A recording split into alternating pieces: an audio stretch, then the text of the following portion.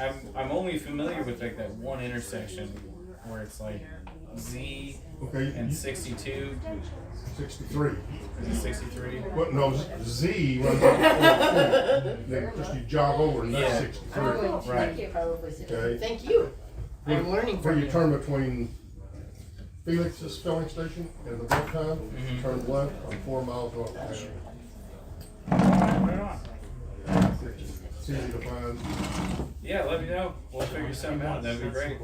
So, let me know if I can bring something. Okay, I just have the 3. So You never know what you may get sardines or something. I don't know. I mean, maybe if it's on pizza. Brain books this out. Do what? Maybe if it's on pizza. I don't know if I've even ever had sardines. You ready for a treat? All right. or not. Or not. You know, if you're a real fisherman, you learn to love sardines and Vienna sausages. Yeah. Because they'll keep you in your tackle box for months. I'm not a real fisherman. I think you should make him something better than sardines. You've got a much greater repertoire than that. I mean, if he starts the bar out real low, That's right. I can only be surprised. Really be surprised. I can wrong. Is that good? Yeah. Yeah, right on. I'm definitely. Do you have me on Facebook or anything like that? You have my contacts? Yeah, you're good. I don't know, but I'll need your phone number. Okay.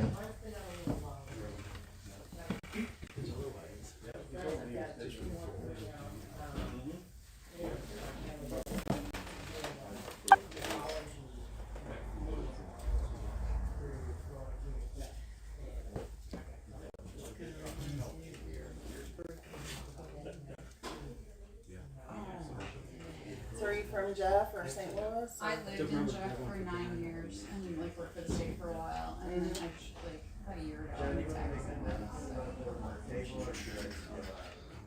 Oh, what do you do? I work for an Hey creatives, we have a table out there, so if you have something to sell, put the stuff on the table. Welcome everybody. Sorry to interrupt you. Our community nonprofit. I manage all the reporting and the feds and our like internal monitoring. Oh, cool. So the nerdy stuff, the data, the numbers, Put the outcomes, your phone metrics. number. I am, that would basically be my job for. I think I wrote down Matt instead of Matt. No, you're good. This job. I work for us. I usually don't correct for people, about 18 and so I let people just find out Funny, that my I name's worked for Matt Oscar for about naturally 6 months, over and time. Then I Yeah. ran See, screaming. When I first met you, I put Mackenzie in there. That's fine. Like I used to. Somebody. When I was younger, I used to have a problem, with Mackenzie. Yeah. Because I used to think that people were just saying it just to fuck with me, I worked for the public or I would only hear it when I was in trouble. for So, but nowadays, actually, decade. I've come to like in Jackson County, Kansas City. just that THORN. I ran their It office. must have fell off the boat. I don't know. Then management Oh, well. changed, and it People have been kind of pretty giving. became a really toxic place. And so I left, and now I work for the probate court. But if I could get back into something where I felt like I was actively helping people, I would like that better. All right. I'd like to welcome everyone back. I've been telling people felt like I've been asleep all day, but really I felt like I've been asleep for like 2 years. The summer was good not the summer, but the winter was good because it let all of us get some stuff done, hopefully. But glad to be back here. I'm gonna give you guys an idea what our upcoming schedule is gonna be. So if you want to be here, obviously we're here tonight. April 2nd, we will have Tony Brewer in from Bloomington, Indiana, and he will be here with Justin Ham from open mic that night as well.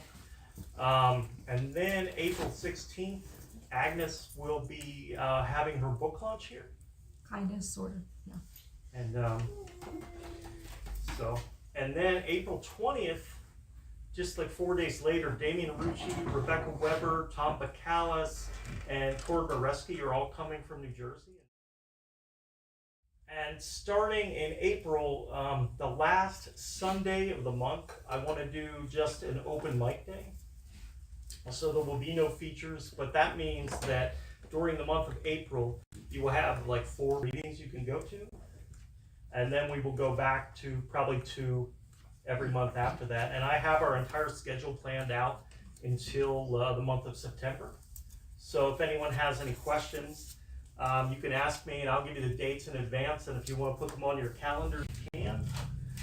Also, there is open mic sign up right here. If anyone wants to be on it, who's not on it, it is right here. And with that, I'm not going to talk too much because I have a tendency to. So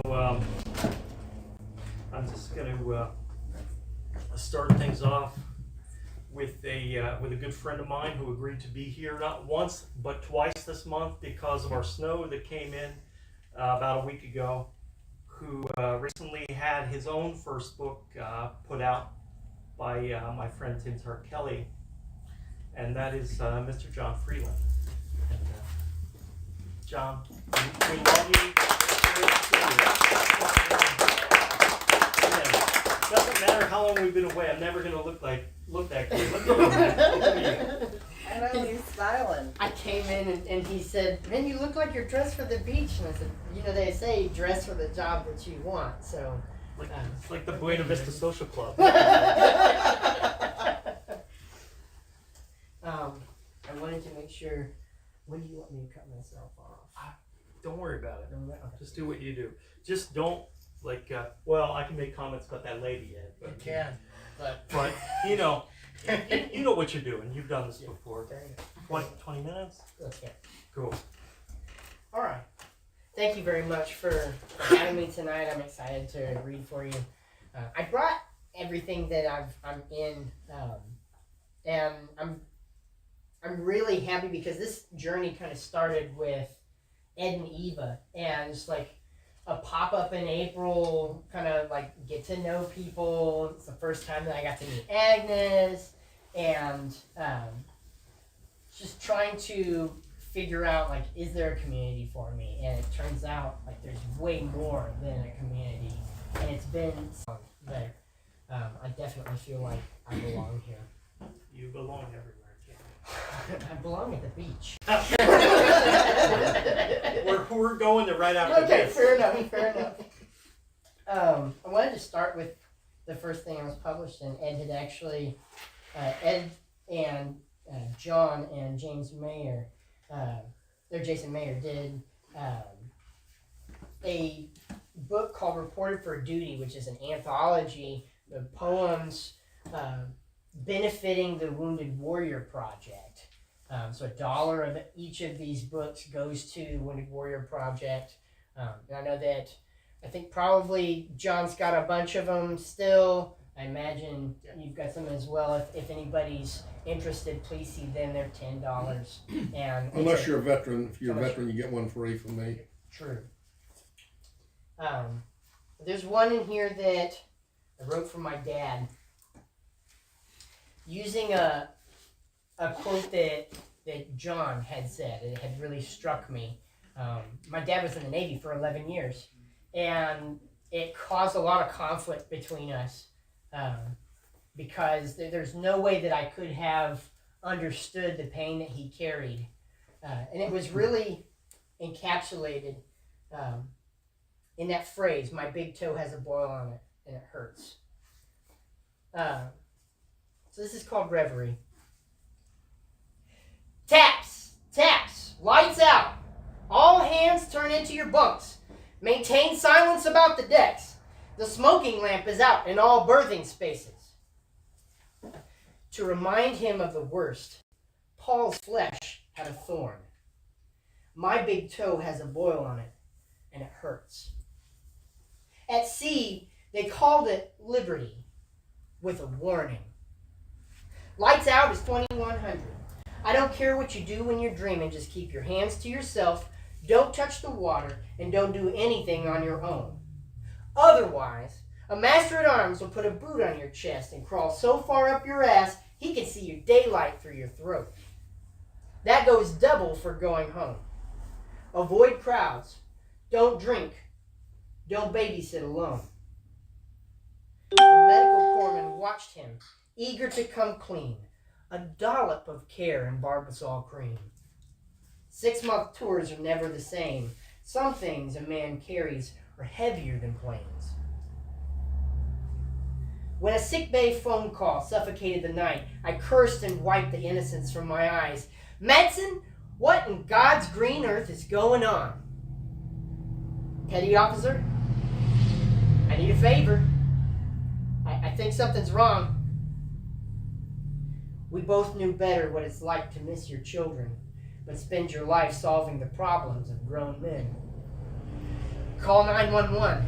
I confess in clueless therapy. The sore is the stain of all the roads that used to be. The infection spreads as I lay in my room. Reveille! Reveille! All hands on deck! All sweepers man your brooms.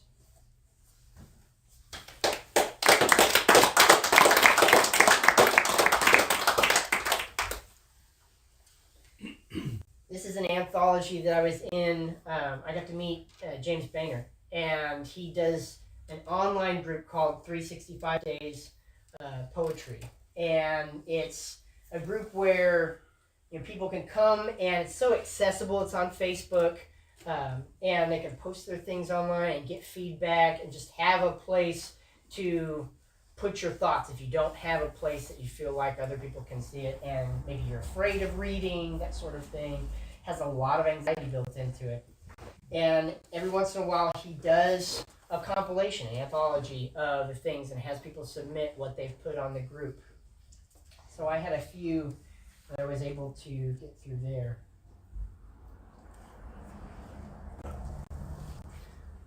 This one's called Love Note.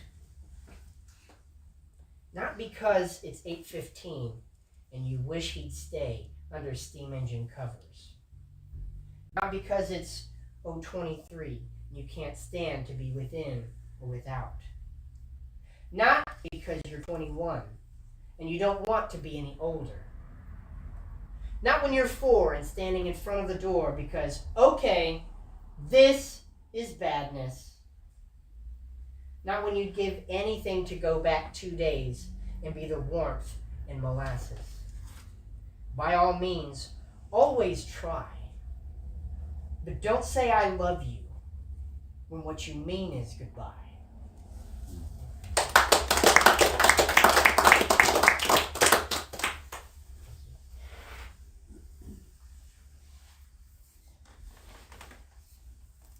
We've got one in here called Gifted, which is kind of a funny little sore point for anybody who's either been a gifted child or worked in the gifted program.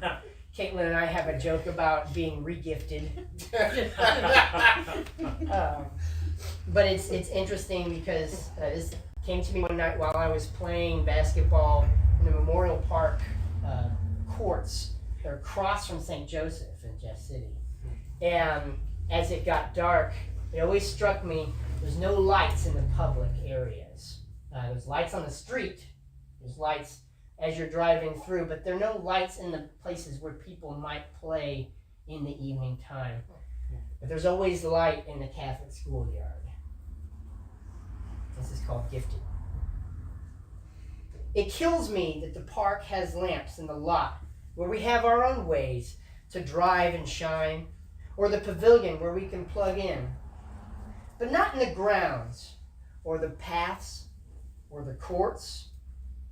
The ball is only where it was and will be. So every rebound is long, too late or early. What keeps us shooting blind, making 1 in 10 baskets by 100 feet of gray light, sinking chains into red brick walls, staring at the day-bright, clearly marked asphalt through the parochial fence across the street? The muscle memory of missing.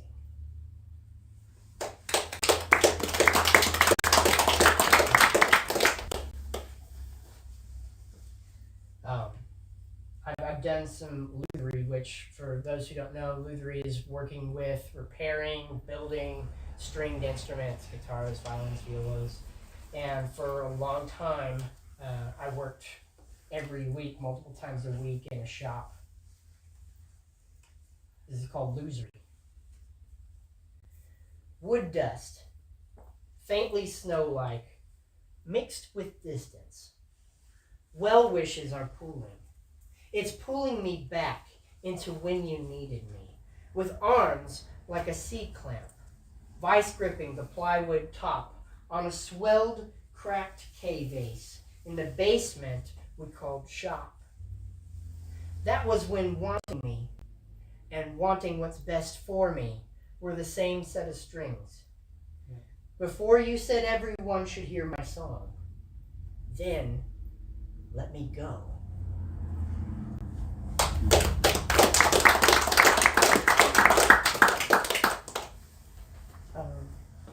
I'm very happy to have been part of the Gasconade Review. I've always loved reading these anthologies. I've always, the first one that I got a chance to get my hands on was the women's issue.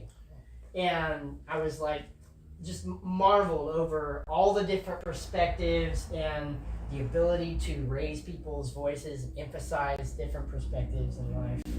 This was from the time that I was able to be a part of the Gasconade Review, Strange Days, Stranger Nights. And we, John, we just opened submissions yesterday for issuing. Yes. So please send some more. Okay, I will do. That's all. I will do. Thank you. Romantium. We didn't start with fermented whispers, valleys crawling in sweet vine, balcony vespers, under the stone pine.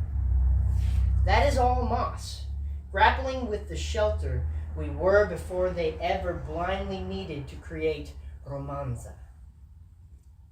The empire built villas, arenas, temples, gallerias, aqueducts, palazzos, fountains, duomos, and walls, trying to capture l'essenza di mansione, what it means to dwell. All the while languishing, language desperately close, but nose missing the boldest love notes of living. Wherever we have been roaming, I am the room in you, and you in me.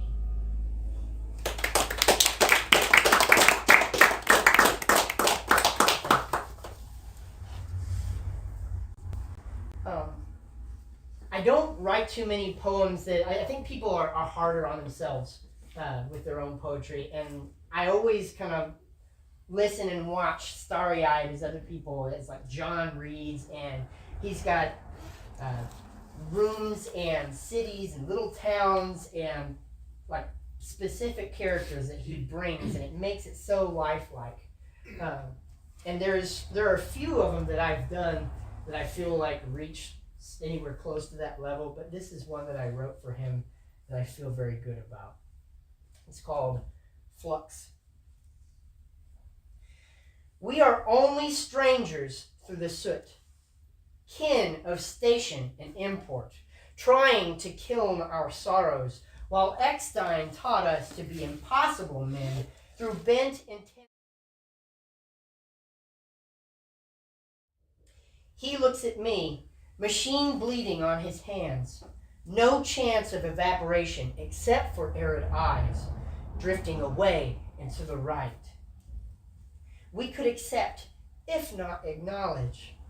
Even deep, undeniable Billy couldn't stop crying through the smoke. For a stroke, the cinders are homophonic.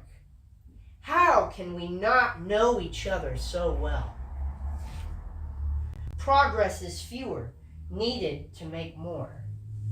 Living inches from spinning steel and homeless heat gives you an idea how much oil is necessary to grease the reel. But now, there is no United, no of America, no softball, no teamwork, no picnics, no people. Just the pride of everything I have is yours. You're part of me. Everything I have is yours. my destiny. The steel mills itself, bending backs, praying to break, and no one gives a flux.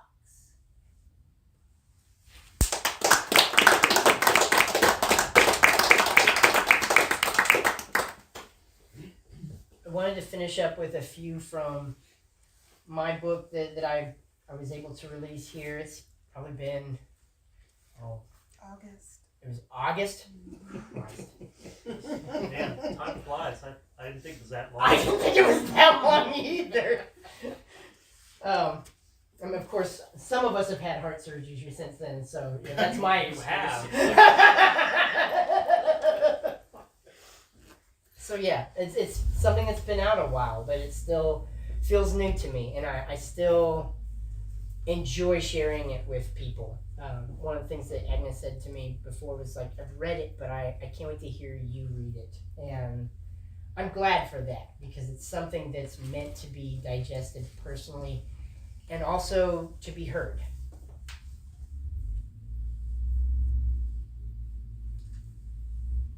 And you have some copies out there on the table for people who don't have the book yet. I've got 3 of them out there. They're $13 if you're interested in purchasing one. Please see me afterward. This is one, Damien Rucci's coming into town soon. And this is one that I wrote for him. We were over at pageants, and the ideas came for me. Like he just, once he gets into that environment, he used to do the Bell Ringer open mic there. And once he gets into that environment, he becomes even closer to his final form. I can only imagine seeing him in Jersey, in his home territory. But if you want a picture of it, hopefully this gives you a little bit of a picture of it. It's called Eidolon. I say, we are a family of the mind. And he replies, life is a bad venereal disease.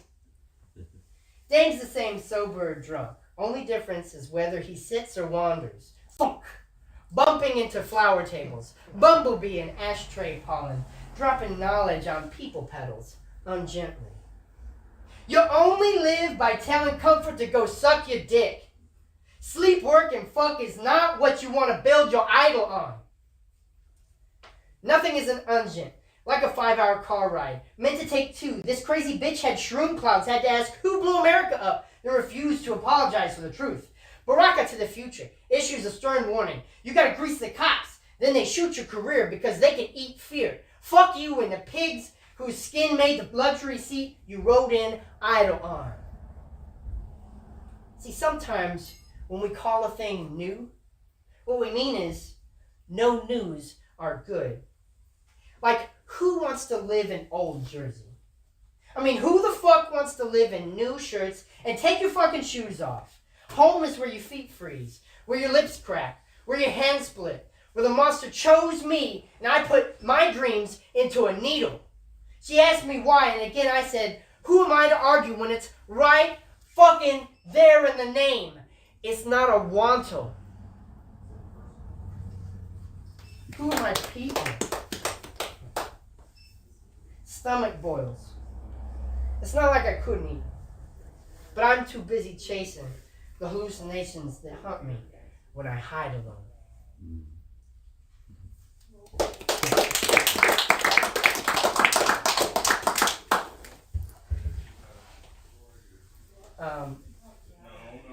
One of the reasons I like to read some of these is they've got like little things that go with them that aren't in the book at all.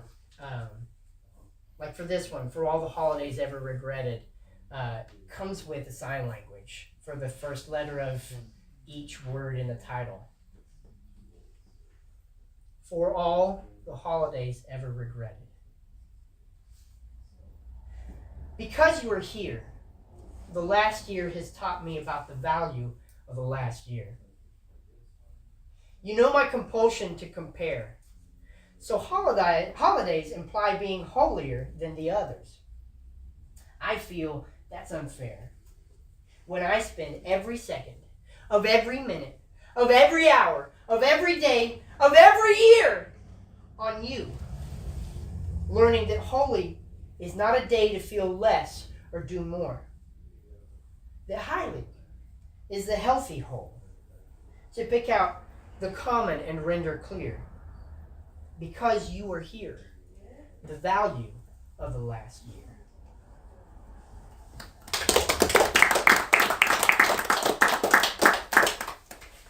I'm getting close to my time, so I want to end with the final poem and what Lost Eagle Questions kind of is about, what it's named after. And if you get the chance, look up the European eel and kind of learn, do some research for yourself, the mystery and how wonderful it is that it eludes both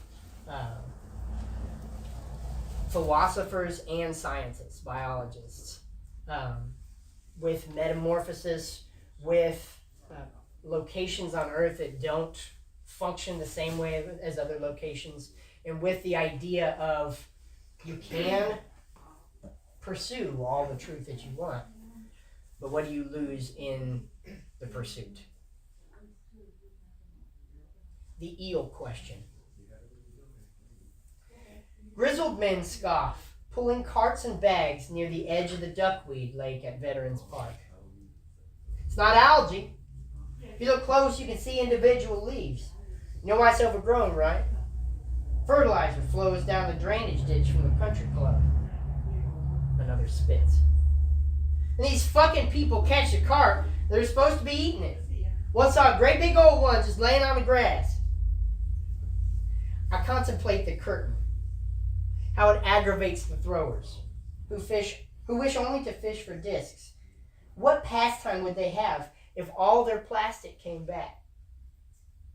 Would they miss their stories of the schmuck who dredges to sell their bad luck online? Could they be so close without commiseration? Or do they need part of anger to achieve angula?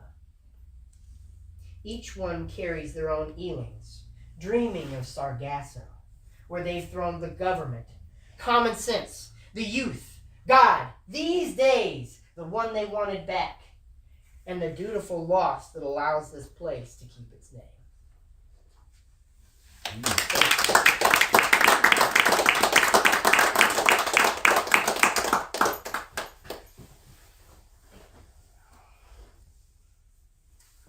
I wasn't trying to put any pressure on you to have a new book. Like it had been since August. Time flies. It does fly. I did not realize it had been that long. No, we're just glad you're here, man. Thank you for having me. Everything you've been through, I thought about you every day. So. You have kept me in a lot of poetry and kept my mind working when my body couldn't. So. It's funny you said about people being accepting and being part of a community. I've come to a point in my life where I've traveled so much that I don't know if I could tell you I'm from anywhere, but some days I feel like I'm from everywhere. So I like that. Sort of that. Let's see here. Had a lot of stuff on my mind. My dad is dealing with prostate cancer, which is something new. So I'm gonna go to visit family. But so I'll start with this poem. It's kind of a sad poem.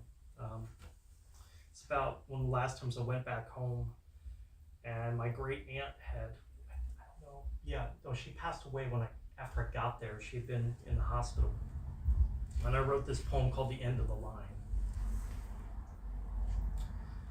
My dad's Uncle Dave would sit in his bedroom, rolling cigarettes and talking to truckers on his hand-built crystal radio.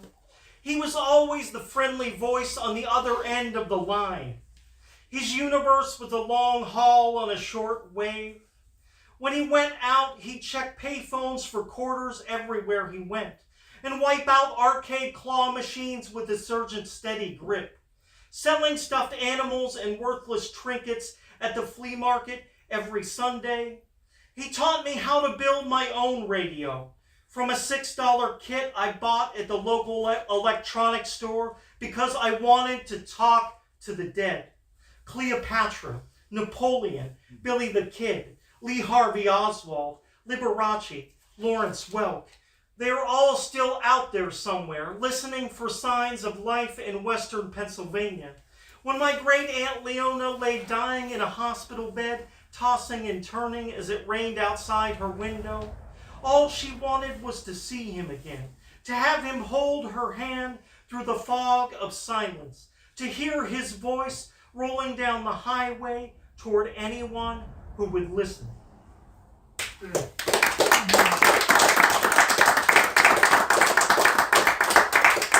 am never overly prepared for any of these things. I should be, but Jason Reburn had to remind me yesterday that I was reading today.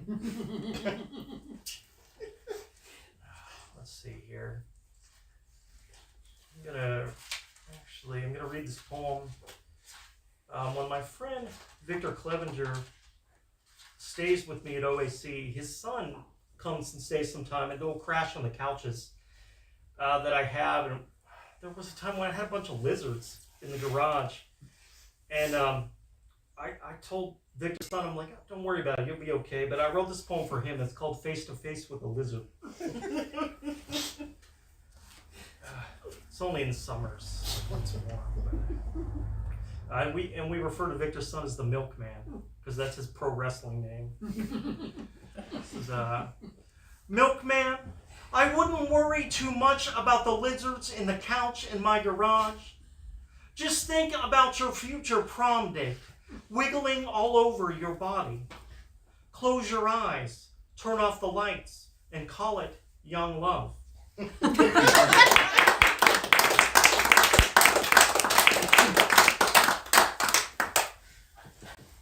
I love to give that kid hell. Okay, let's see here. I'll read this poem I wrote for my friend Crazy Mark, who told me that you can pan fry almost anything out. We were having a discussion about how armadillos are carriers for leprosy, and he told me I was wrong, and it didn't matter anyway because I could pan fry it out. This is 13 ways of pan frying an armadillo. Crazy Mark says you'll need a good skillet and the right amount of spices. Also, it's better if the moon is full and rain is tapping against your kitchen window just so. After all, we're not savages here. But anything tastes better with hot sauce, that's just a fact. If the poor creature struggled before finding true love and dying peacefully in the tall grass, that just adds to the flavor. When I mention the risk of leprosy, he says you can fry almost anything out, even the scent of death blowing in the Missouri wind.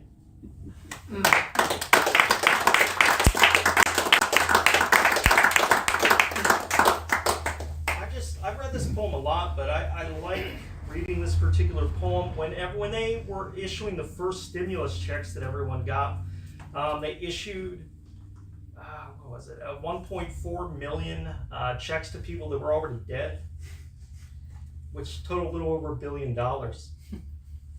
And that's a lot of chicken. But, so I wrote this poem. And I have the chicken wing chain. Good luck. This is stimulus checks for the dead. More than 1 million ghosts will eat better than you tonight, sleeping along the borders of history, of moon landings, of great speeches of empathy, not tear gas, not children in cages, not batons across the neck of a river. The dead don't need our help. The dead never wear face masks. The dead keep everything off the books. The dead bump into each other in the clouds. The dead give Eskimo kisses to the dead. The dead are a pile of worry. The dead are a mountain of regrets. The dead are a great poem. The dead are a bad poem. The dead are a beautiful girl who will never grow old. The dead are a warm foxhole. The dead are a great love story. The dead are your mother's broken heart. The dead are your father's missed opportunities. The dead are a friend you couldn't save from the dead. The dead went to your high school. The dead puked in your car. The dead lost their virginity to the dead. The dead died of cancer. The dead died of heart attacks. The dead died of AIDS. The dead died because of their skin color. The dead died for the right to love anyone they want. The dead died of hunger. The dead died of loneliness. The dead were murdered by the dead. The dead hung Gershwin in concentration camps. The dead loved you with all their hearts. The dead sometimes said things they didn't mean.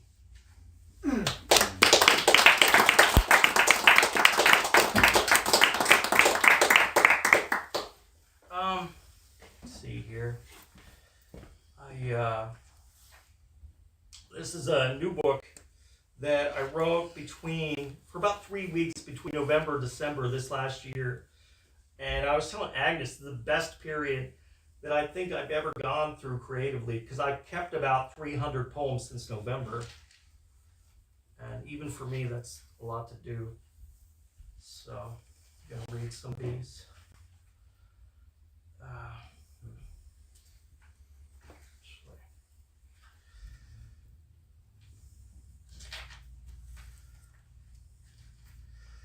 I'm going to read this poem about Matthew Haynes, and he's going to have to live with it karmically. But it's a true story. Whether he tries to tell me it's not, I was there, and I was the one who wasn't drunk. So, this is called Matthew Haynes in the House Special. And I don't feel bad, because if you have my book, you've already read this poem. So. All right, Matthew Haynes in the House Special. One jug of cheap red wine somehow improves your driving.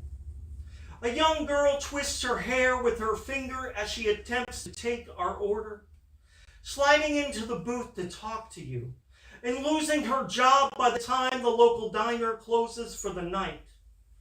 Maybe she needed her tips to help her mother keep the lights on. Maybe she has a younger brother or sister to feed. Either way, her high school sweater and the glitter on her fingernails seems fresh. At an age where everything feels uncertain, you reach for your phone, inserting your number, and your intentions are clear.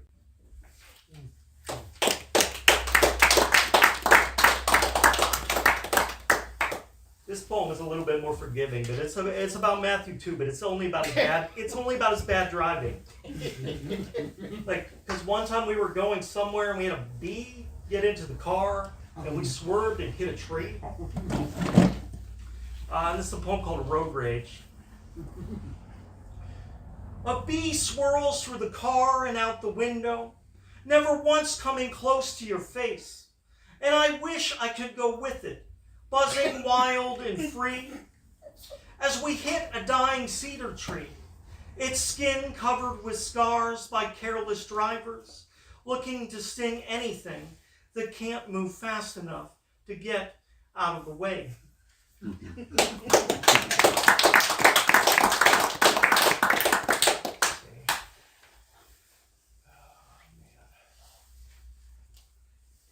This one tiny little poem. This is a poem about Nathaniel Stolte, and those of you down here might know Nathaniel. The first time I ever met him, we had known each other for like 5 minutes, and he picked me up at a bus station. And when we were headed somewhere, and he's like, "Oh, by the way, I have to stop at a funeral." So I'd only known this man for like 5 minutes, and I had to go to a funeral with him. It was so awkward. And this is sort of about that. It's called A Funeral in Buffalo. The first time we met, we gorged ourselves on $5 Chinese food down the street from the bus station. And I waited in a parked car while you went to a funeral for an old high school friend from your squatter days who had overdosed on sickness. And later that night, a dark-haired girl held your hand, sitting in some mobbed-up dive with shitty chicken fingers, where for a few moments you seemed forever young.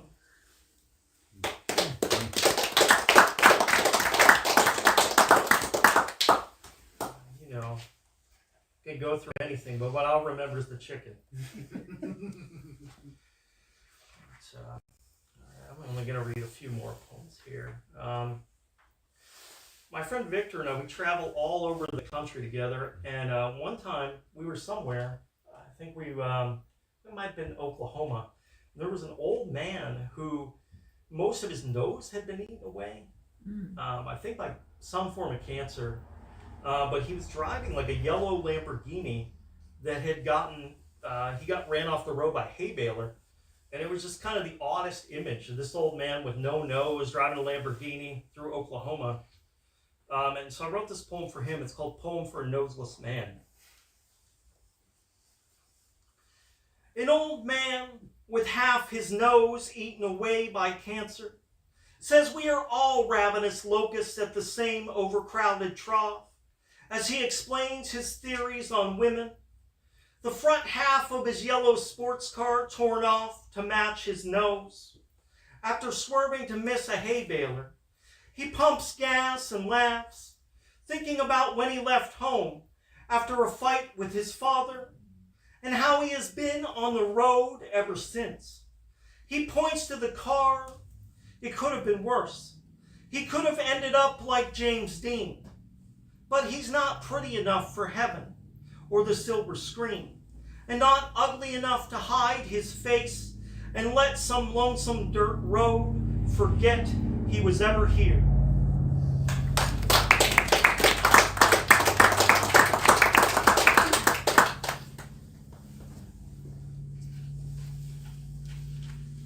Let's see here.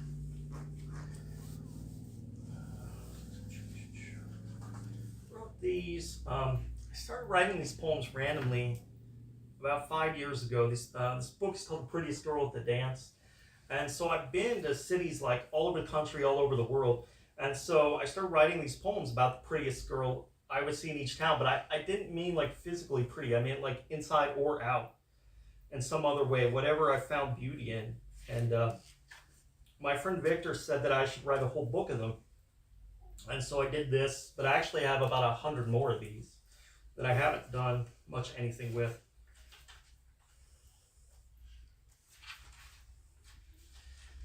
Okay, I'll just read the first poem. It's The Prettiest Girl in Barstow, California.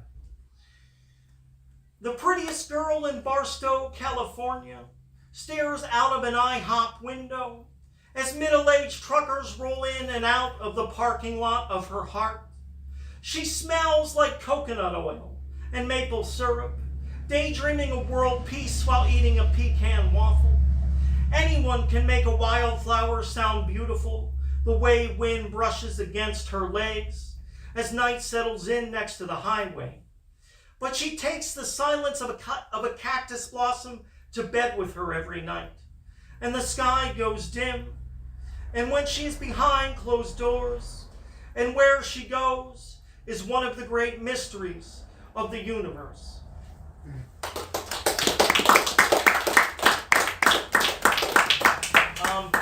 I've nearly died a few times in my life, including like when I was born. I came into the world about 3 months early, and I wound up spending the first 4 months of my life in the hospital.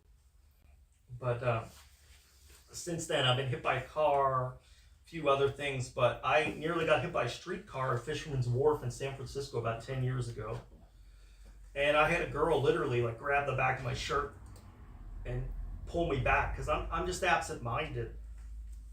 And this is called The Prettiest Girl in Fisherman's Wharf. The prettiest girl in Fisherman's Wharf places her hand on my shoulder to keep my absent-minded legs from stepping in front of an oncoming streetcar. Her fingers, long and cool, like the summer breeze, remind me that I don't yet want to die alone or take the form of a dying bird. I want to love her just long enough for a beer to get warm, just long enough to mean it.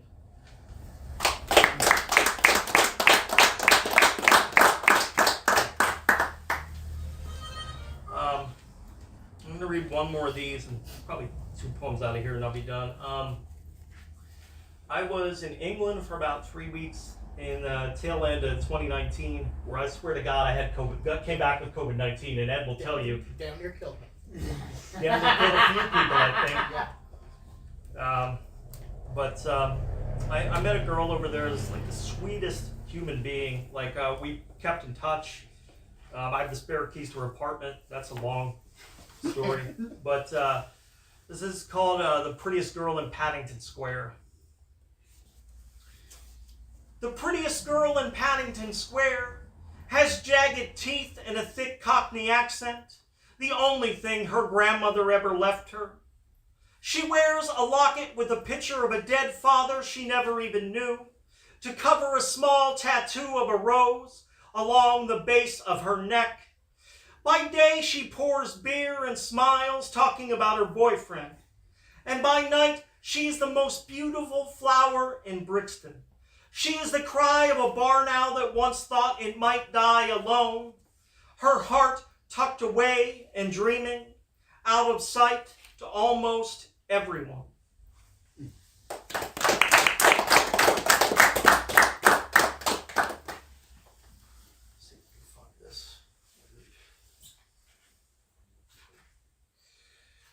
I read this poem in Owensville, and I just that was a whole weird night. But I'll talk more about that later. A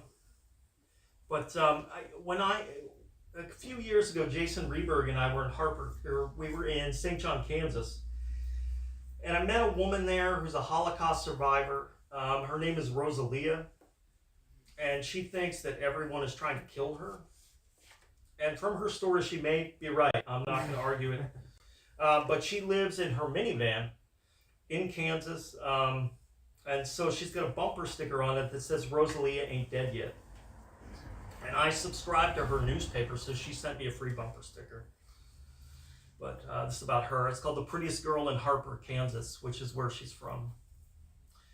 The prettiest girl in Harper, Kansas, sleeps in a van in front of the courthouse, covered in newspapers and political pins for lost causes, shivering through the night. The same wind that used to hug her hips now just drifts slowly by without even blowing a kiss in her direction. She was the sweetheart of 1968, burning her bra in 1,000 dreams of dying cornfields as a form of protest. They threw rocks through her windows, and once they learned how to build a fire in the snow, they shook beatniks from the trees with a lit match and ran her right out of town and into the future.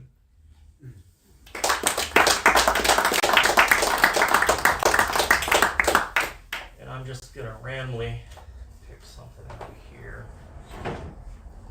While I'm searching, I'd like to thank Mark and Tony for allowing us to use the space.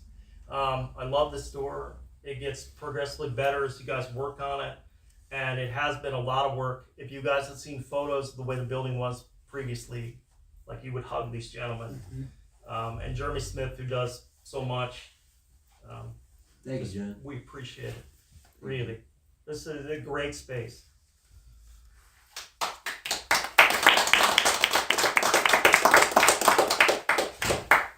I'm going to read 2 poems out of here. I'm going to read one about, I used to live in an old Catholic convent in Toledo, Ohio. I lived there for 10 years. And there was a residency that was run out of there. But there was a gentleman he lived there from the time he was like 45 until they stopped their residential program. He's like 73 years old. And, I always say he beat the system, man. He just was there. His name was Peter, and he, hope he's still around, but, and this is a true story. He used to talk to me about how in the 80s he sold poems to people door to door. And we lived in a bad fucking neighborhood, so. And this is Peter Van Scoy, wherever you are, this is for you. It's just a poem called Peter. Peter sold poems door to door and spent the money on pornography and tie-dyed t-shirts featuring Native American warriors. He shouted universal greetings from the tops of towers, laughing as he talked about mooning his art history class just before he got fired from the university, and crying remembering the large Mexican woman he left his wife and kids for in the summer of '79. How she looked like Frida Kahlo, and the air kissing her lips seemed free.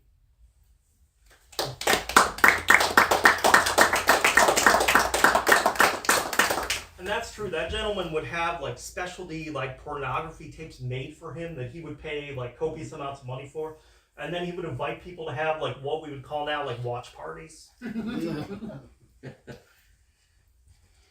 Let's see here. I'll end with this. I think I read this poem in Owensville too.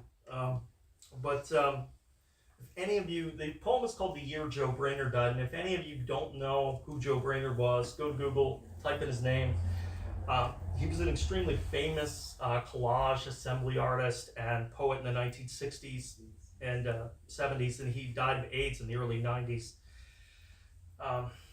But I'm a huge fan. He wrote a book called I Remember, which he basically goes back all the way to his childhood and just kind of recites everything that he remembers, and it's one of the most fucking brilliant pieces of poetry I've ever seen. So this is for him. It's called The Year Joe Brainerd Died. The year Joe Brainerd died, I was in high school. The papers didn't mention anything. It was the year of Charles Bukowski, Kurt Cobain, and the Teatro Cafe. All of the kids I knew were busy wearing a heart-shaped box on their sleeve. I carried a Trapper Keeper with kittens on it. My poems tucked inside. Sitting in the local mall, my friend Mike Mason shaking as he read one aloud. Smoking countless Swisher Sweet cigars with conviction. I don't remember the conversation, only that Mike drove a beat to shit 73 Nova, and then he spent $60 on egg rolls in 2 days, because he had a crush on a girl who worked in the food court, who would later take out a restraining order. Those were the days pre-trenchcoat mafia. Before Bill Clinton forgot to take that dress to the dry cleaners, I did inhale. Saw Nirvana at Tingles just blocks away in 1991. Kids today don't smoke like they mean it. I remember that Mike had a nervous condition, had been through the 9th grade 3 times and was working on a 4th. I remember we ran into this kid I knew from elementary school who looked exactly like Lee Majors. I remember that was the year JP and I watched the Stones for the first time from nosebleed seats at Three Rivers Stadium in Pittsburgh, trading a poorly rolled joint for a couple of beers. I remember later that night sitting on the curb talking to strippers from the Good and Plenty bar while we waited for my aunt to pick us up. Hey Joe, I think of you now. And I remember many things. I remember using a rolled-up Atlantic City sweatshirt as a pillow on hot summer nights in South Philly. I remember making out with Lauren Snow in a treehouse in Penn Hills at the age of 9, around the same time my grandmother died. I remember Gregory getting me a prostitute for the first time. I remember Randall Tex Cobb passed out drunk on a Center City sidewalk at noon. I remember running into him weeks later, and then he took everyone to see Spider-Man down by the docks. I still have the popcorn box he signed, but I haven't talked to Tyrone in years. I remember the poncho Brenda brought back from Bolivia. I still have it. She has 2 children now. I remember drinking for the first time. Airline bottles of vodka on a swing set age 11. I didn't stop flying for years.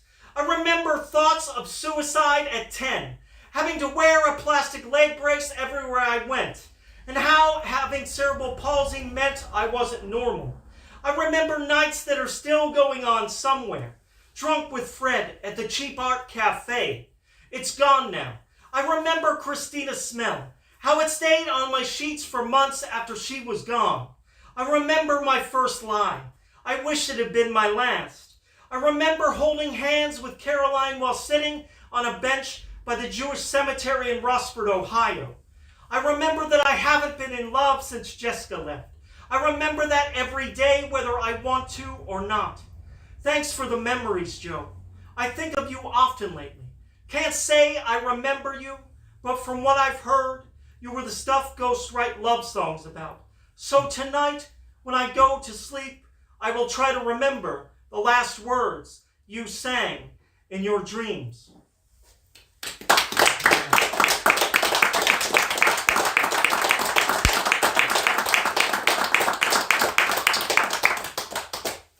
Thank you, guys. I'm going to take like a 10-minute break. If anyone wants to get on this list, go ahead and do that now so that we can come back. You're on there. If anyone wants to know the upcoming events, because I'm not going to be able to rattle them all off and you probably won't remember, give me your email and I will email you. Just our next event, again, is April 2nd. It's Saturday at 6 p.m. It'll be Tony Brewer and Justin Ham. And go ahead and hang out, and we'll come back in 10 minutes.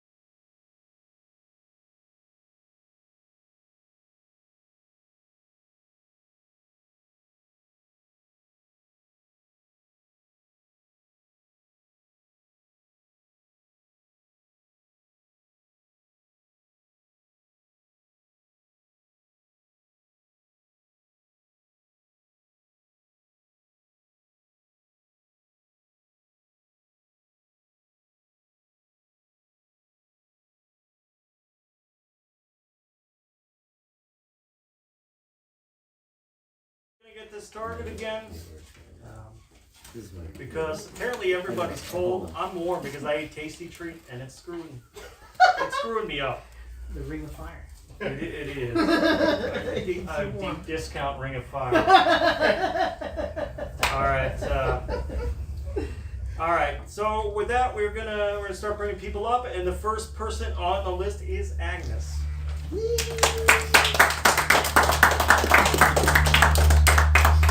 Todd. I am not reading anything from my new book tonight because I'll read from that on the 16th, and I hope you all come back. So I have a couple other things, and the first one, I wrote that on February 25th, and I'm going to start with that, and then it gets more cheerful, but this needs to be read. We have seen it coming. We have seen the boulder roll down the mountain in slow motion. We have seen the parallels. We have seen history repeating itself. We have had the nightmares. My mother's memories are unhealed by therapy. She was too little to understand why they were hiding in bomb shelters. Years later, she still flinches at the sound of an airplane. At 80, she is afraid. The monster has been hiding under her bed all these years. We have prayed for peace before. We have lit candles. We have chanted and wondered all the while, when has a candle ever saved a life? The tips of the hyacinths show green in the snow. I curl in my chair in my warm house. I close my eyes. I see children huddled in basements. I see women carrying babies, bundles of possessions tied to their backs. I see my grandmother fleeing across Europe. My aunt is 16, flirts with the soldiers. They invite her into their compartment. That's how Grandma and Mom got on the train. I remember the onion domes of the cave monastery in Kiev, golden in the February snow. I weep.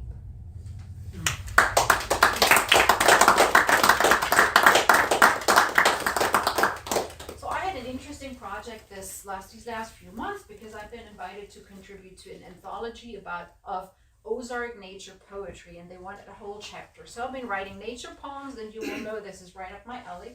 And I also played a little bit in form, so I'm working with a mentor, and with this one poem that wasn't gelling, she said, why don't you try to make that, say, a pantoum?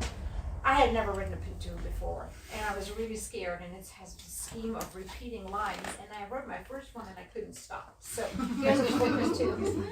Any day you see an eagle is a good day. I have lost something I cannot name. I go to the river and wait. Perhaps I will find it. Perhaps I will learn to do without. I go to the river and wait. I have nothing to do but to pay attention. I will learn to do without the daily clutter and clamor. There is nothing to do but to pay attention. Paying attention is a remedy for the clutter and clamor in my mind. I watch a snail on a lobelia lip.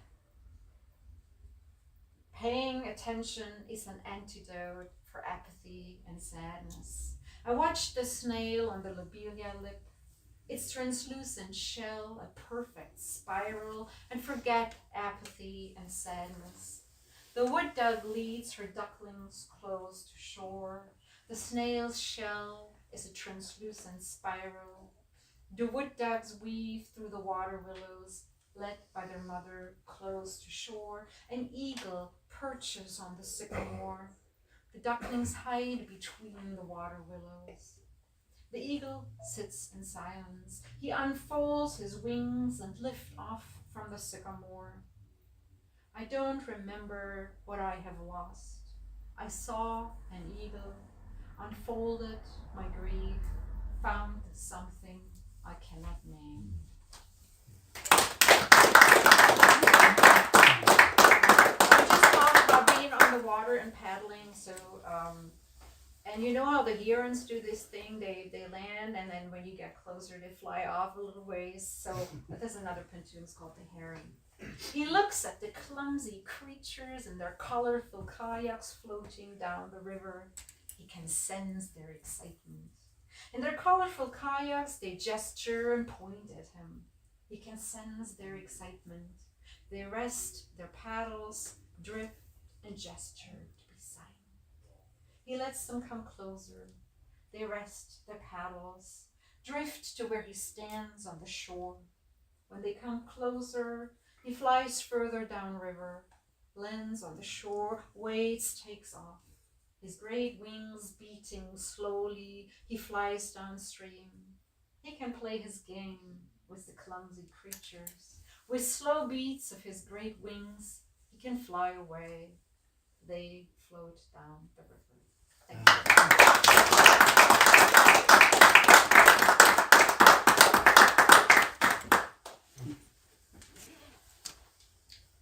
I really like those poems. They're great. you. Okay. And just I know everyone here. It's funny. Almost everyone put just their first name today, so, which is good because I don't have to worry about mispronouncing anything. And so the next person on our list is Liz.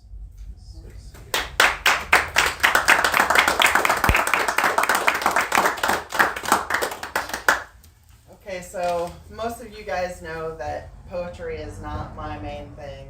It's not what I consider my art, but I have been encouraged repeatedly to write poems. And this was my first poem referencing that encouragement. Yes, just write a poem. You have such talent. You used to write. Just write a poem. Write a poem about your life. Write a poem about your strife. Write a poem about politics. Write a poem about lunatics. Write a poem about the struggle. Write a poem about the shit you juggle. Write a poem about frustration. Hell, write a poem about your vacation, if you could have one. Memorialize your shitstorm, dumpster pyre. Write about your funeral pyre as this world burns you to the ground.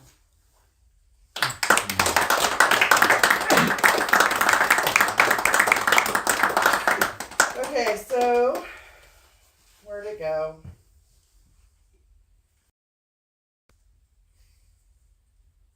Now I can't find this.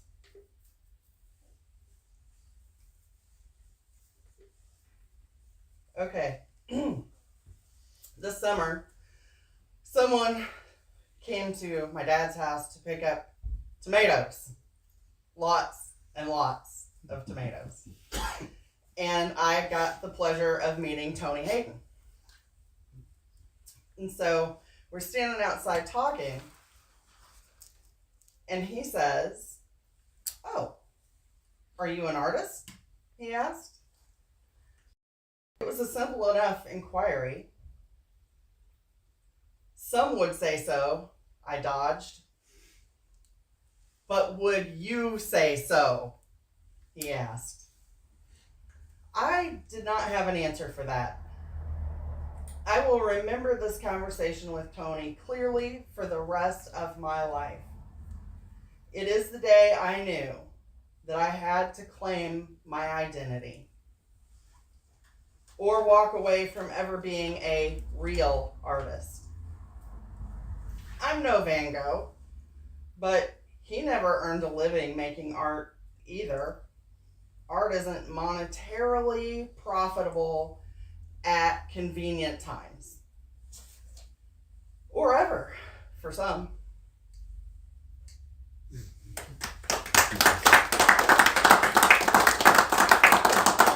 Okay. I'm going to try a couple now, and I may break down. I don't think I can do anything about my mom, but I also lost my best friend last year. So this is called My Best Friend Died Next Tuesday.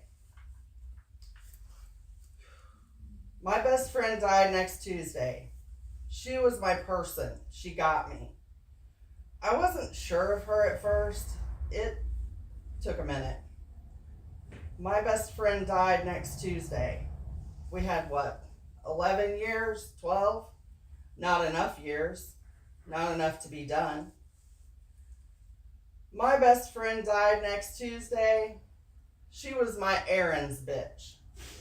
Boring shit to do was done together. She was my commuting co-pilot. Years driving to a job we hated. My best friend died next Tuesday. No more startled gasps at her insane driving. Never picking up some Marlboro Reds and a Pepsi for her again.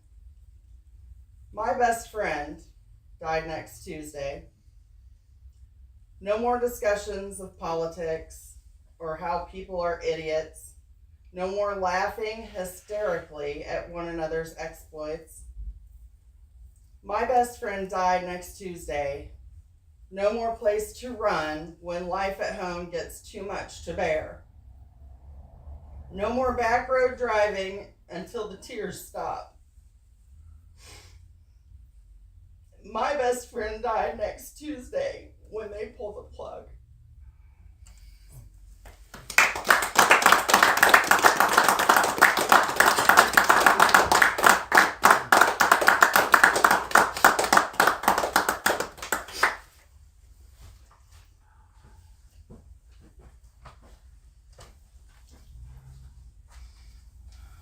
Thank you for reading that. Even when it's hard, Yeah.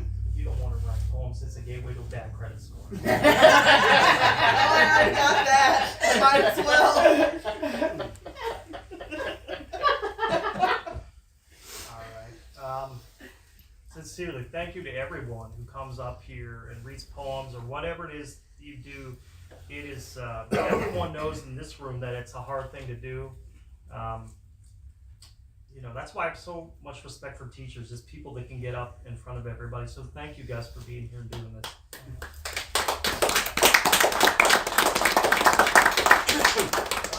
So the next person on our list heard me do an online reading for the Daniel Boone Public Library, which was part of the Columbia Writers Guild reading that happened a few weeks ago.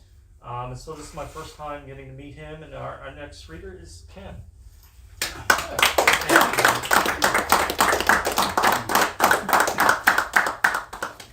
Thank you for sharing.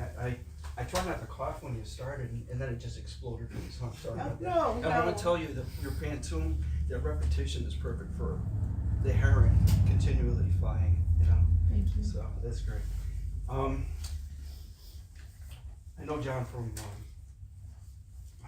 Gumbo Bottoms, and you can tell I write a lot of nature and water poems, so I thought I'd do something different today. So I've been going over some notes. I did that today of stuff that I had from the past. It was basically prose, and I decided I could make them into poetry, so I did it. I'm holding nothing. Behind me, decades. Around me, the same. Past and present as one. Something a long time coming does not bring acceptance in the blink of an eye. Harmony can be deceptive. The underlying discord woven through hours for those same decades was easier to dismiss than to face head on. Holding on to something that was long gone, I wandered, lonely as a cloud in skies that held only darkness. When I realized the darkness was behind me, the decades slipped away, revealing blue skies.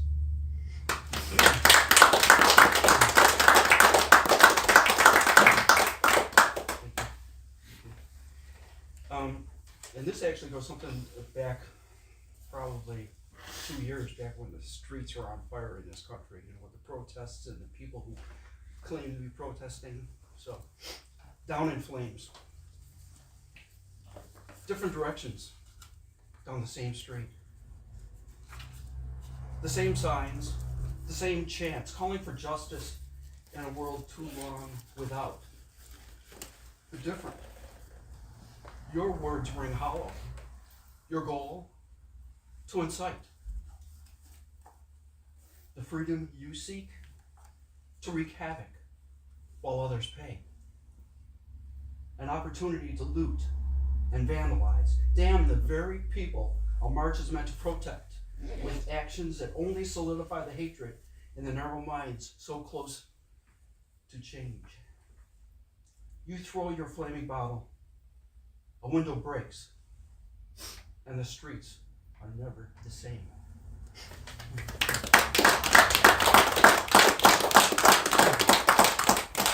Thank you. Now this one here, I suppose that the question could be, does the moon dream? Reflecting on darkness.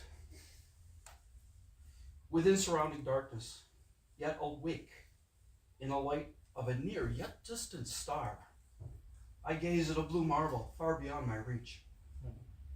My loneliness tells me that I am the only one who appreciates the beauty it holds. Who else can there be? Is there any face beyond my own that is gazed outward? And what of that darkness? Should I let it consume me? The light I cast may be a faint reflection, but it is here. Always. The only shadows falling beneath the measured steps of men long gone, or cast by the occasional passing of that orb of beauty amid the darkness.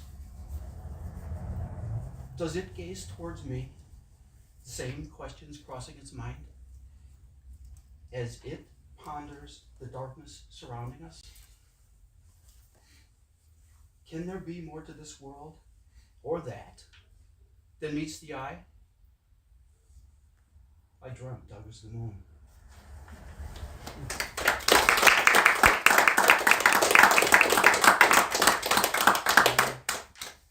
Yeah, I think that's it. Oh, you know what? So here's one about water. Haiku. I enjoy. I love haiku.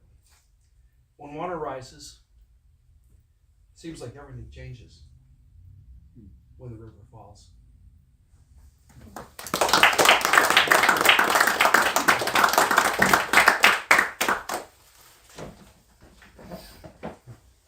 Thank you for coming. Can you come back again, please? Oh, thank you. Yes, I will. You know, talking about poems about nature. I read a lot of Richard Hugo. I don't know if you read a lot of, but if you don't, you would love him. Yeah. That's okay. That's the next person we will bring up has been coming here more frequently recently. She was in the Gaskin and Review as well, our most recent issue. And so I'm just going to bring up Brenda. Brenda, it's great to see you.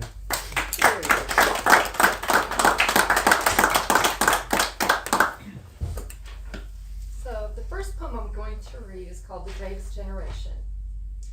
I doubt my father ever drank a latte.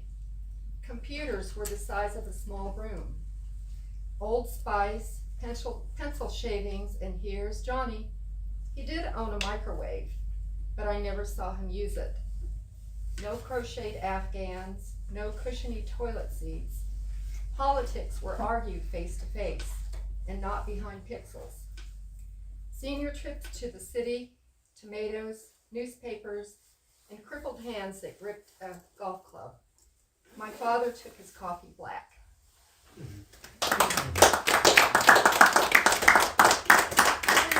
one's about my mother, the Camelot years. Mother drank milk out of those wax cartons, leaving red lipstick kisses. Hamburger helper, drive-in theaters, cold cream, bobby pins, and perms. Cigarettes were fashionable. My cousins were fascinated with her makeup rituals, hanging on the edge of the sink counter, watching every step involving those small tubes and jars. Sunday hats, Jell-O molds, station wagons, and Della Reese. She never had to work, Dad took care of the crabgrass.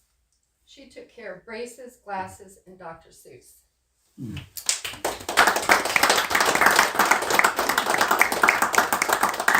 So this is one that's going in the Trailer Park Quarterly coming up. It's called The Marine. So I was a volunteer at with the Red Cross at Hurricane Wilma down in Florida, and we both worked at headquarters. It was a silent walk through the Art Deco district on South Beach. The breeze was mild and warm. Few businesses were open. The hurricane left a dank smell. I thought he was kidding when he asked, "Do you want to get a tattoo?" His face was alive with anticipation, but I said, "No, that's okay." Tattoos are like road maps to Marines. After that, he seemed lost as to what to say. The empty streets led to the beachfront, a flattened beach ball, seaweed hanging like tinsel, wet socks, soggy mattresses. We turned back. "Where are you going next?" "I think back to Louisiana." "Oh, okay." I glanced at his arms. He was going back to Katrina.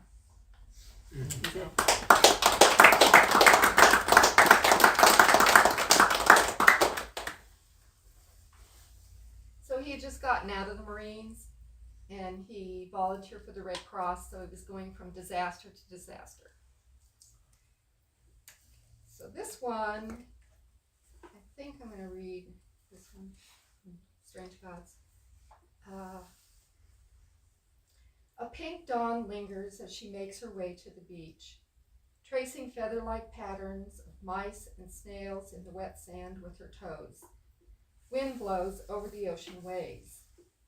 Pausing long enough to become aware of the warm water washing first her ankles, then her knees, her feet reaching for something solid underneath.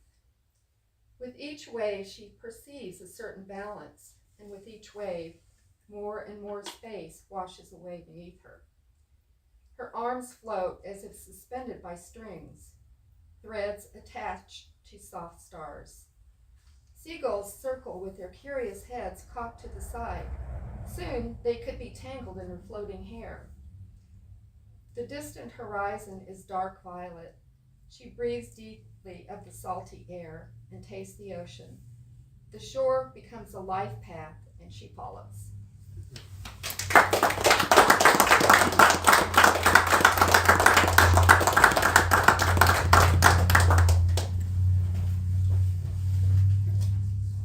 Thanks, Brenda.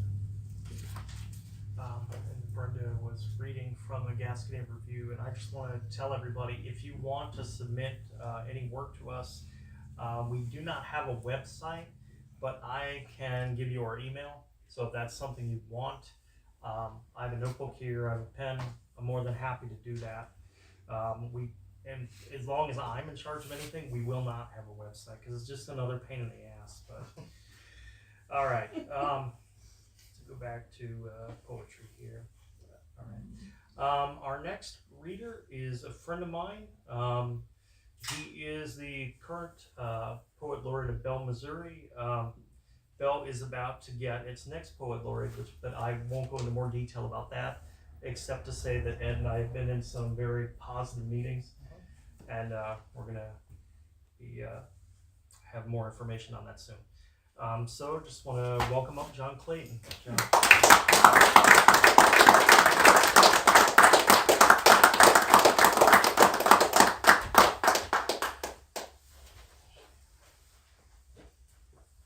John, would you like a better chair? No, this is fine. I'll just sit right here. Thanks, Agnes.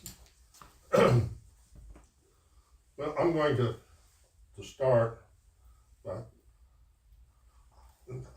I'm not bashful about my politics and the things I care about. And one of the things I care about is voting. So a lot of times I start these things off by asking you, are you registered to vote yet? If you're not, you need to get your butt out there and do it. Donald Trump is not my buddy. He's been a burr under my saddle ever since I first saw his name. And so are hypocrites. John read to you from our Veterans Anthology. I have a poem in here that I wrote when I was really annoyed, which some of my poems are about things that annoy me. This particular one was people who want to have veterans, people stand up for our veterans stand up when I know damn good and well that they voted not to have any tax increases because they don't want to pay one damn cent more to help a vet. So, and that's what this initiated this poem. It's called It Takes Money to Buy Whiskey. Vietnam veterans know that heroes are few and far between. But we have them, they can be seen. Doyle, Inouye, Carey, McCain, not one, on their honor, not one stain. Vets are just people, like everyone they say. Well, at least we started out that way. Combat changes you, that I know. Sometimes my mind wanders, not knowing where to go. Veterans, please stand. To be honored by all. I will not stand. That takes some gall. No, I will not stand for you who would not pay taxes for a vet's medical care. Say it to my face, you would not dare. Oh, you know who you are now. There you go, now that you're too old to go. When it was your time, your legs had a bow. Our brave president, who causes GOP hearts to stir, when it was his turn, he bought a bone spur. Where were you when my world was quaking? Where were you when I woke up at night sweating and shaking? Where were you when I could not concentrate enough to work? You said I was just a drunk and a jerk. That mental health treatment just costs too much. The taxes will not reach. And with that, you turned me onto the street. There's nothing wrong with him that he didn't choose. He's just lazy and likes his booze. He's no good, on that you can bet. Just walk on by that dirty old vet. Trumpites are feeling frisky, but it takes money to buy whiskey. You say vets are heroes, that's what you say, but not what you do when it comes time to pay. Stand up, veterans, look at me shine. When more taxes are needed, we'll see if you have a spine.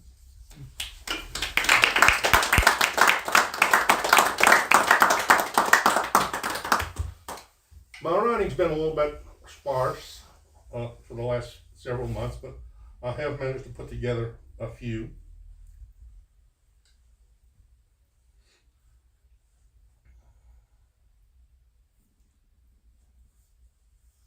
The first one's called Eating Oysters Raw with Scout and Boo Radley. Leaving St. George Island on a warm, sunny day in March, a stop at East Point for 2 pints of Apalachicola Bay Raw. Leisurely driving back roads to Monroeville to visit Scout, Jim, Boo, and Atticus. We never found the Radley tree with a hole in it, and not even any spearmint gun. We did find the spirit of Atticus Finch, and for 2 old lawyers, that's pretty good. At a picnic table in a city park for lunch, we dug out the Crystal hot sauce and ate raw oysters on rice crackers from a paper plate with the ghost of Scout and Boo Radley.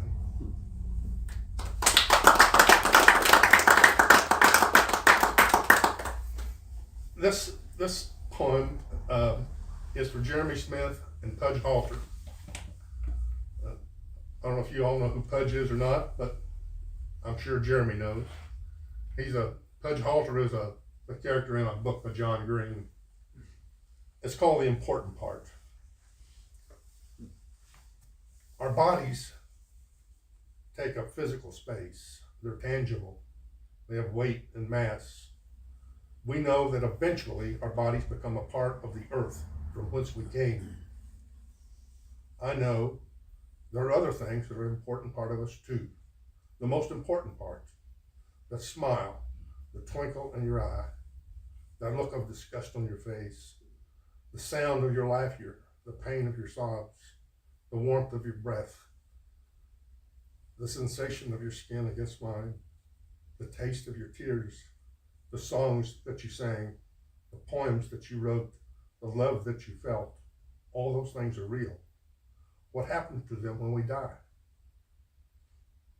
Do they just float around in the ether forever? Do they continue to exist only in the brains of those who knew you? Is that rainbow just droplets of water, bending spectrums of light, or is it really your smile? Is that light dancing on the clear Ozark stream just reflections, or is it the twinkle in your eyes? Is the song of the wren hers, or is it really yours? I don't know the answer to these questions. I do know this. Write it down. Damn it, write it down.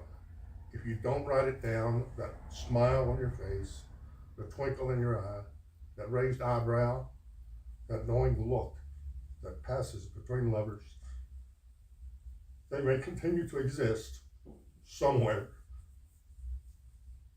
but no one will ever know if you don't write it down.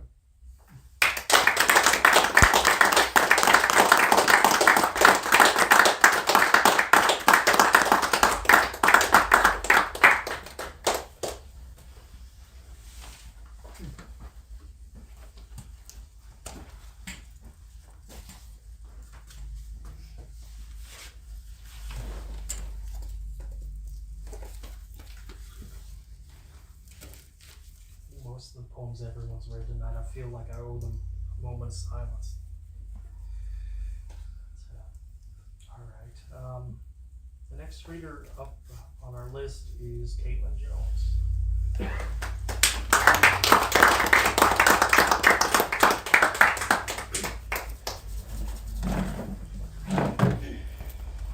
So, John and I got to share a book release day.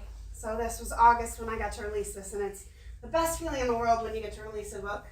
And I'd be remiss to say it's published by Happy Duck, who's sitting right here. And he yells at me if I don't say that, so it's published by Happy Duck. But it wouldn't be a thing without the people in this room, especially Ed, who really harped and was like, write a book. And Ed and I agreed on one thing: there were great meatballs at that party. Those were some pretty good meatballs. Anyway. I think I still have some in the freezer if you want to. I really do. They were great. I'll see what we can do up. So the first piece I'd like to read is one that I always read around this time. It's actually the first piece that ever started this. 4 years ago, my cousin, who was the exact same age as me, died of cancer. And it was heartbreaking. And so this is the first poem I ever read, and I wrote it for her funeral and was unable to read it at that time. And then we had a open mic night at Belle Book and Candle, and I just felt I should read this, and I was introduced to this wonderful community. So this is called The Impact. It doesn't matter how much time you have to prepare and brace yourself for impact, so to say. When it happens, it's going to hurt. And no one will tell you how much it's going to hurt, only you are going to know, and the pain is inevitable. It will hit you like a car slamming into a concrete median. You're going to crumble and compact in on yourself, but you've put into place those safety precautions to try and protect the most vulnerable parts of yourself because you know it's coming. You're going to crack, feel cut and bruised, but those safety precautions are going to keep you going for a day, and then a week, and then a month, and before you know it, a year, or even 4. It's still going to hurt. Like an old wound in the cold weather, you're going to feel it. It's going to remind you that it's there. Every time a memory trickles through a crack in the padding around your broken parts, you're going to feel raw. Let yourself. Healing doesn't come from bottling it up. Healing comes from the full force of that impact and the importance of those memories. The pain will feel like shattering moments. Eventually, that pain will subside. It will turn to fond reminders of that person you loved so much the impact of losing them knocked you down. Remember to rise from it. Fix your crumpled heart and beat yourself back into a shape worth loving and rise. It doesn't matter how many times it knocks you down and how often it hurts. Rise from it each and every time, willing yourself to stand, because eventually the pain will be bearable. And on that day, when it tries to knock you down and instead you smile at the reminder of them, you will know that time has come.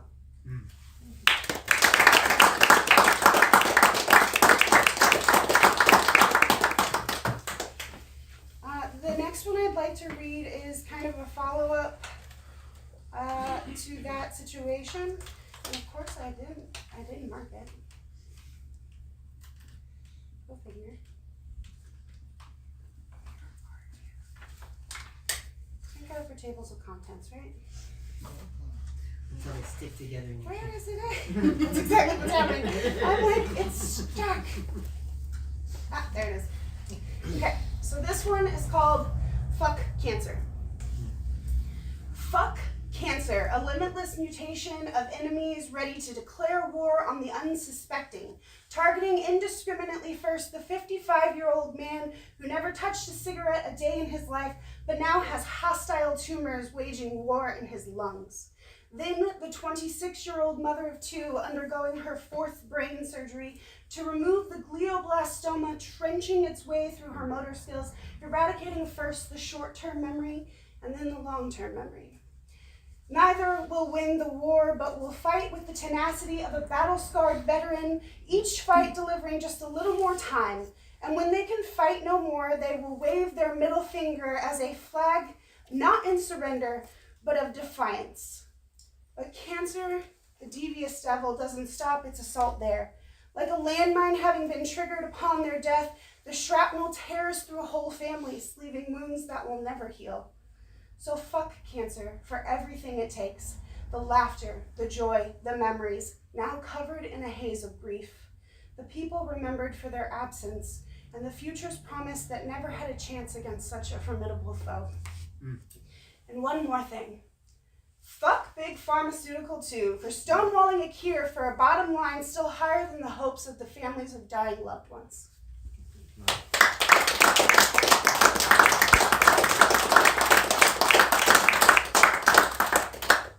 Okay, now we're gonna get happy. Because a lot of this book is a little on the depressing side, I've heard from some of the readers. I also hear that the front is a little bit graphic. I do stand by my choice. Stand by. So the next one I'd like to read is called Losing Yourself, Finding Yourself. The journey was spurred by a desire to live a life that she'd always wanted but never thought was attainable. At over 400 pounds, the journey was going to be grueling, the desire to give up ever present. But every pound lost brought something she never expected. It was as if the fat cells contained confidence, bravery, self-awareness, and love. Each step in the journey marked with its post-it notes on the office door showing the progress that had been achieved and the progress yet to be. A motivational roadmap depicting a year of success, of persistence, of belief in herself, that this time she would not fail. The idea was to become the person that she loved, the person she knew she was worthy of all that love she had never showed herself, but had been handed by those around her for 30 years. The person who looked in the mirror and saw everything she could be, and then went and became it. She was learning she was a badass, a weight loss warrior, a heavyweight champion with over 50 pounds of knockouts under her belt already. She was learning that it had never been as hard as she'd imagined. It simply took the desire and willingness to make the change. And while change is hard, it's worth every second. She was learning losing yourself is sometimes the path to finding yourself.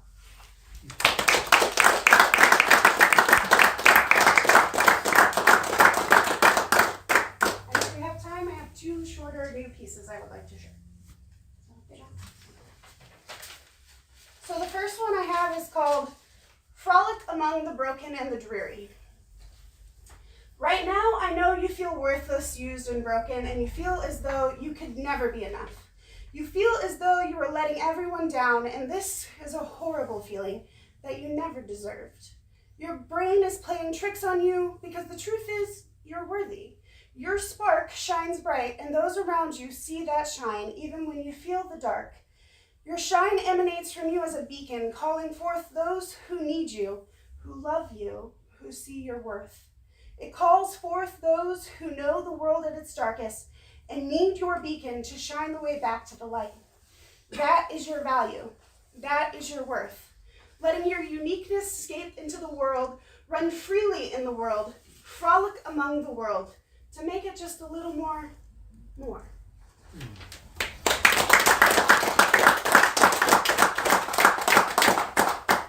then the last piece I'll leave you with is called Stained Glass. And this one might be a little rough because it's still in the editing version, so bear with me. Stained glass. Through color and light, takes what was previously broken into pieces and makes it whole again, forming a masterpiece of art, a history depicting past trauma, rearranged into a glorious mosaic of contrast and held together by hardened lead. Its beauty unquestioned, with those who witness it being struck in awe. Therefore, it's okay to be broken. Your pieces are being reassembled, the stained glass mosaic depicting your life, detailing your personal journey, showing your strength through the jagged pieces that you've held together with sheer will, highlighting the cracks that tried and did break you, but you refused to stay broken. You too became the work of art you were always meant to be.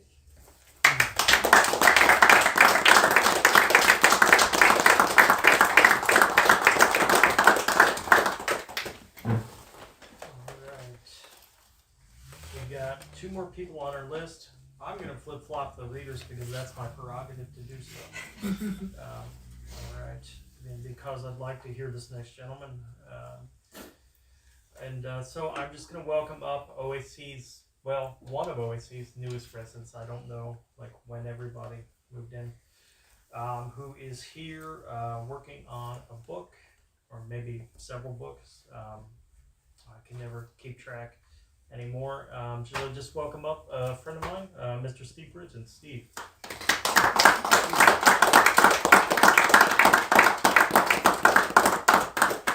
Thank you all very much. Really appreciate it. Thank you, John. And I want to thank Mark and Tony, and I'm looking for their special on the power of manifestation, how they've pulled all this together, and here we are. Love. All right, I have my little phone here. It's bear with me while I search for I'm an old paper guy. A few years ago, I was in, and I wanted to thank the young lady for the cancer poem. I had throat cancer and survived that. Even died during the process and then came back. But anyway, this is for a poem for Frank O'Hara, who was probably a friend of Joe Brainerd. I know they would have known each other anyway. It's, partially, I was in the hospital very near there. From the 5 spot to Jimmy's Jigger for Frank O'Hara, 1926 to 1966. Well, Frank, we're a lot alike, you and me, except for the obvious. You were always on the right track, even from the very beginning. You stepped out of the 5 spot near dawn on that hot July morning, then cruised down to catch the A train out to Fire Island for another great weekend house party. It would have been great, except for that last part, of course. Yeah, well, we both died. Yours a strange and tragic Saturday night, buggy wreck on the beach. Me at high noon in the full light of a cold winter's day, in the gloved and sanitary hands of approved and licensed professionals. I don't know about yours, but seconds after my death, I entered that long, silent, black tunnel soul travelers all rave about, and at its end, I ran into a couple of plumbers digging away hard at it under the Brooklyn Bridge. I kid you not. They sent me back immediately. I wasn't gone long enough to even get an iced coffee at the 53rd Street Automat on my way home. I guess you stayed on the other side because your work here was done, mostly. Whatever it was or will be, your shadow here grows longer by the day. My work? Yeah, well, it's all boxed up, stacked neatly by the kitchen door, pending another imminent departure. Me careening down the back stairs, 3 steps at a time to catch that magic bus downtown. The doctors gave you their best shot, I'm sure. But it was Fire Island on a busy summer weekend, 1966. And they were trying to save other lives too, I'm sure. My accidental death was at the best place in town, or so it's thought to be. My room in the ICU had a great view out over Jimmy's Jigger, Dad's and my favorite watering hole, just across the snowy street. It sure weren't the 5 spot.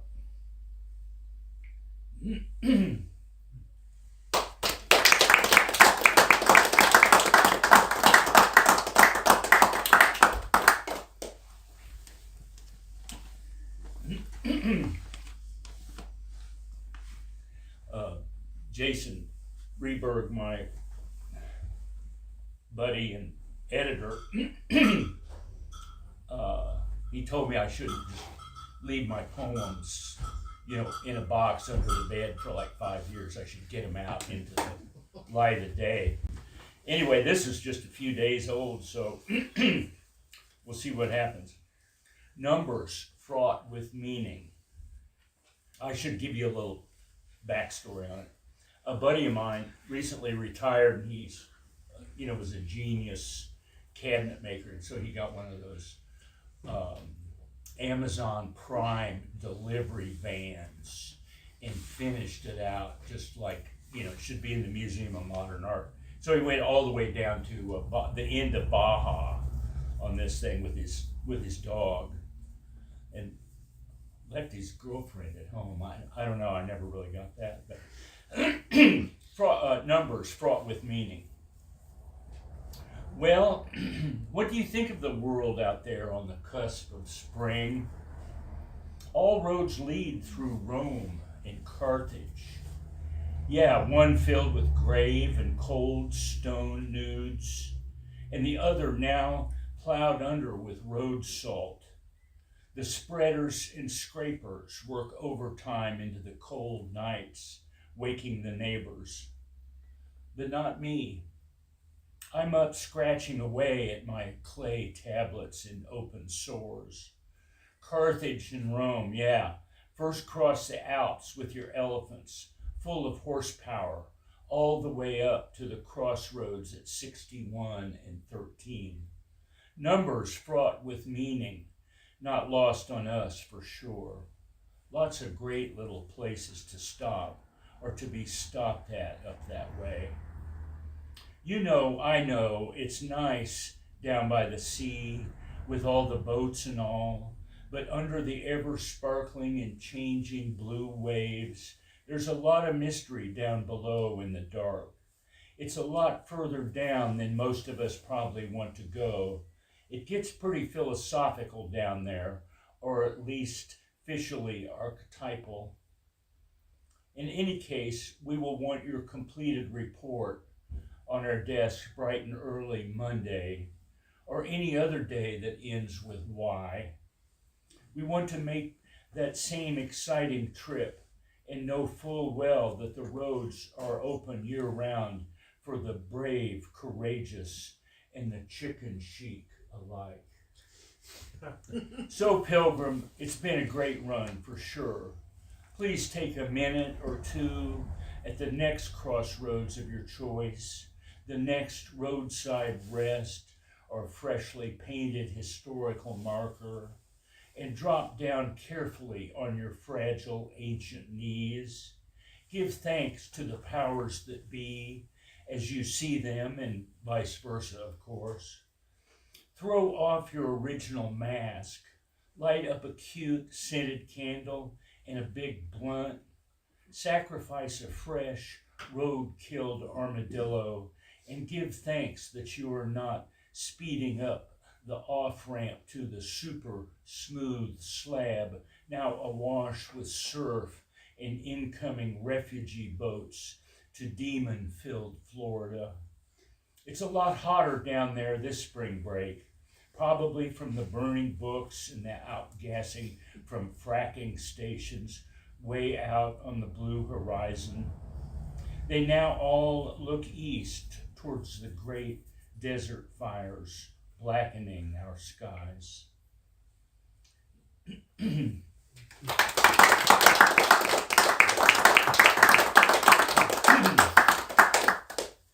Watch out for the leprosy with those roadkill. I know. I wish you could cook them out. It's like a theme tonight. Yeah. I have one more for Frank Sinatra. Why this won't work. Sweetie, I know why this won't work. I know why Sinatra matters. I remember Frank and the Rat Pack rocking Vegas when smoking was cool and neon was the holy light of the Strip. But then suddenly it was daybreak when James Dean died, and it was a crisp, clear October afternoon when Billie Holly, Richie Valens, and the Big Bopper crashed their tiny plane in that Spirit Lake cornfield. All that was all way before Jackie Wilson ended up in that 3-year coma that broke his heart and mine. That's why this won't work. I remember Elvis too, before he was drafted, a beautiful, strapping young trucker lad just in off Highway 61. He then still had a chance of becoming something other than that sad Memphis clown, dead right on time. That's why this won't work, darling.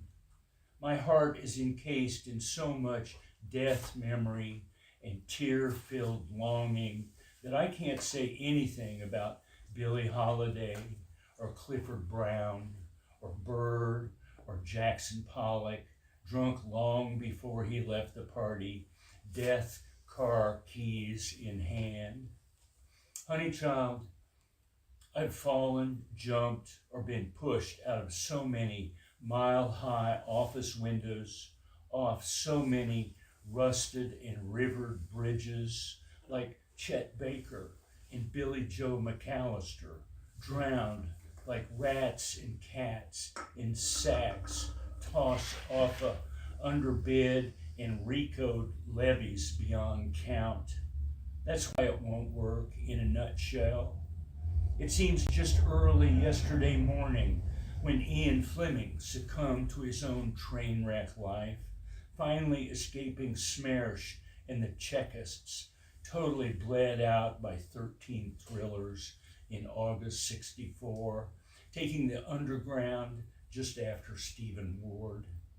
64 was not even a good, clean year after Jack took the magic bullets for us, sent from the right wing, the big oil, the agency, LBJ, the Havana Vegas mob, our alien overlords and the KGB, all in this together, hungry for revenge on the freedom fighters everywhere. They set about doing this according to their 50-year plan, destroying our innocence and our faith in the dream, leaving me and us here, bereft in the dust with the first bitter taste of that global PTSD epidemic from which there seems to be no cure and no exit short of near-term extinction. So that's why this will never work, chérie. Comme ci, comme ça, que sera, sera. No, I want silence, solitude, and I want it all to stop, if only for a minute or two. That's why this won't work. Thank you very much.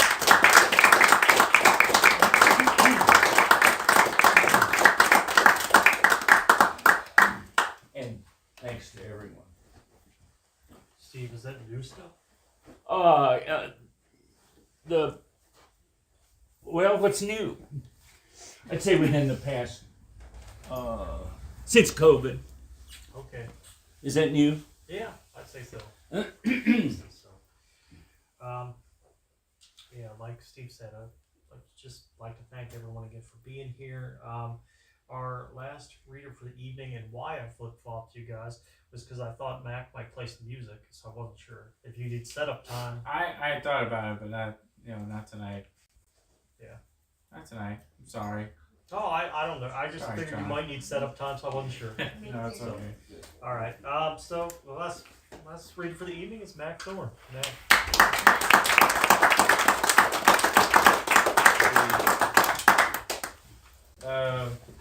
I remember my order that I have, right? I wrote this one as I was working with a friend, and we were listening to a song, and apparently it wanted to drive him to drink. And this is my advice to him: if he was going to turn to drinking again, he might as well do it to a better song. If you're going to jump, do it with style. Before you take that nosedive off the wagon, by the farm, that leap of faith over the precipice and into the possibility of becoming everything. At least pick a good tune to listen to as you throw it all away. Because they don't make sexy playlists for homeless shelters and madhouses, and you can't guarantee what they play at your funeral will be something you would have enjoyed at all. I don't know if you guys have been to, I don't know, a lot of people probably have been to a funeral, but I don't know how awkward it is to be at a funeral with a bad playlist. It can't be better, I'll tell you It's that. not. It doesn't make it any better. It makes it sadder in a weird way.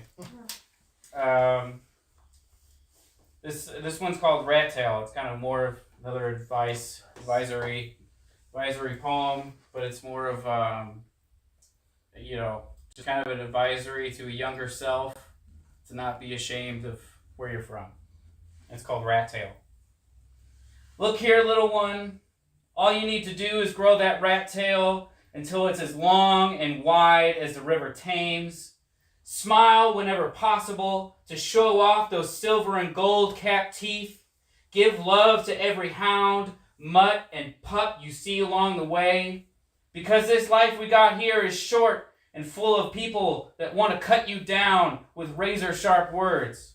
So stand up straight and tall and let them all know where you got your name from. Keep hitting you with these little short ones. So, all right, this one's called "Lay Me a Pallet on Your Floor." It's about if anybody's ever been homeless or been a couch surfer. Sleep on couches with one eye open and a knife under the pillow.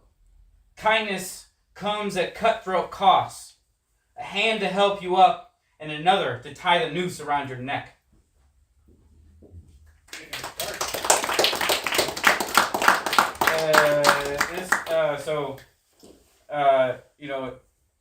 I'm from St. Louis, and in the city, once you get up to a certain age, you earn the term old head, right?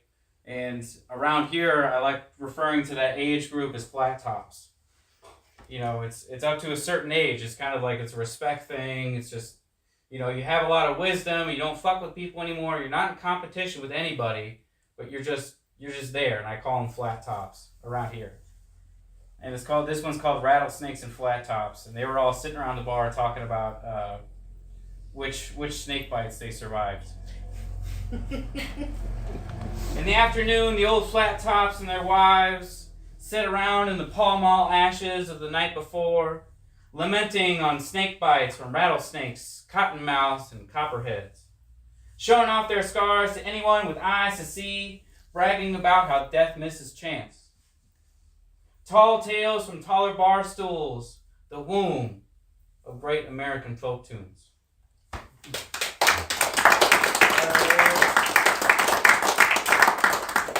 Well, based on that woman's logic, I can go Well, you can be here all night. No, I'm not gonna do that. And you I'm not might gonna be do feeling that. all warm and fuzzy with that rat tail poem.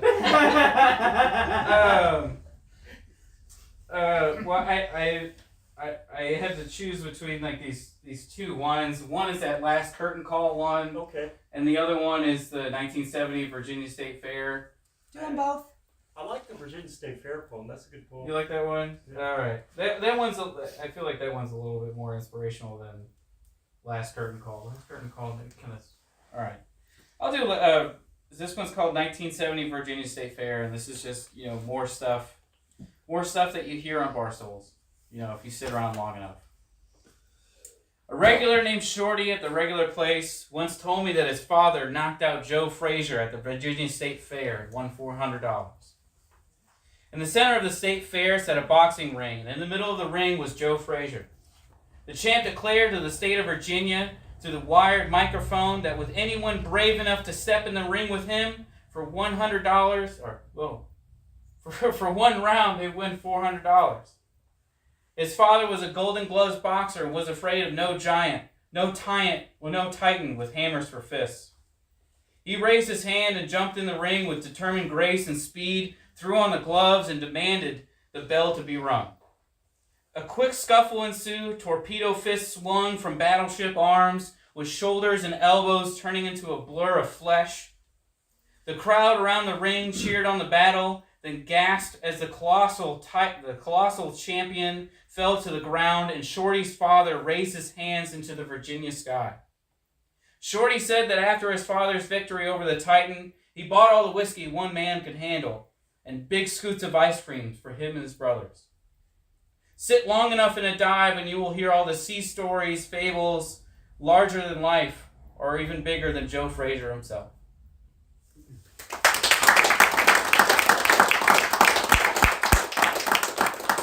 I mean, fuck around and find out. I'll do the other one.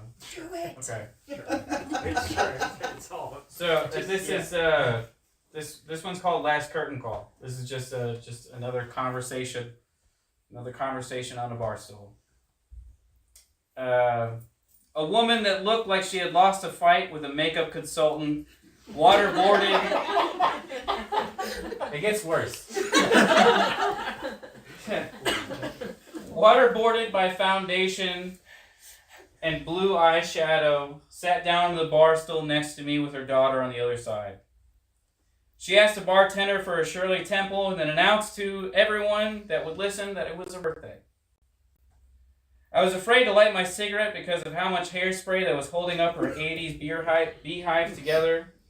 After downing her drink to past halfway, she turned to me and asked, I try to tell my daughters to look for that real kind of love. That kind of love where you just gotta write a song about it, Isn't that what life is all about? Finding true love? I told her that love is hard enough to find, and you won't know what you're looking for until it decides to show its face. She nodded her head, but trucked on past my retorts. I didn't know what I needed until after my first husband, their father. All my daughters do is complain about this and that. It's my birthday, Want to guess how old I am?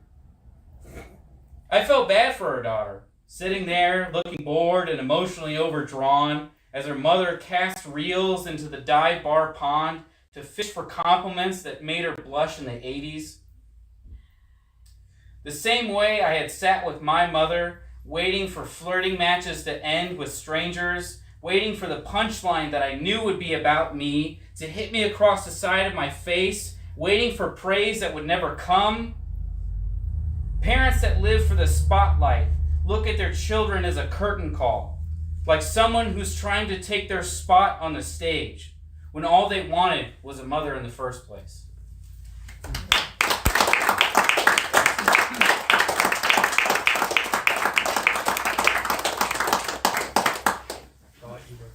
By telling me the history of Indian tribes and whatnot. Yeah, no, I'm going to hand out drums and shakers. Yeah. All right. Just because I had to be an asshole. All right. Like as she said you just gotta do what you gotta do. Yeah, I've got the tambourines in my bag. Yeah. All right. Well, I'd like to thank everybody that did tonight. This was a lot of fun, and I'm in a much better mood than when we started. I'm going to say that our next reading here is April 2nd, 6 p.m. Tony Brewer, Justin Ham. We're going to have an open mic. Please come out. Tony Brewer's going to be here for a week as an OAC resident. He's got some sort of special program he's doing with the Kansas City Art Institute, and then he will be here. Jason Reberg and I recently published a book for him, and that will be, the launch for that book will actually be that evening on the 2nd. It's called Pity for Sale. It's the first title published by Gasconade Press, which is like an offshoot of the Gasconade Review. We're going to publish some books now. So Tony will be here, and so if you can, come on out. And the last thing I'll say is that we do have books out on the table. If you have any money, buy my friend John Freeland's book. I Can Survive. I have a chicken wing chain right here. But okay, with that, thank you everybody, and I'll let you.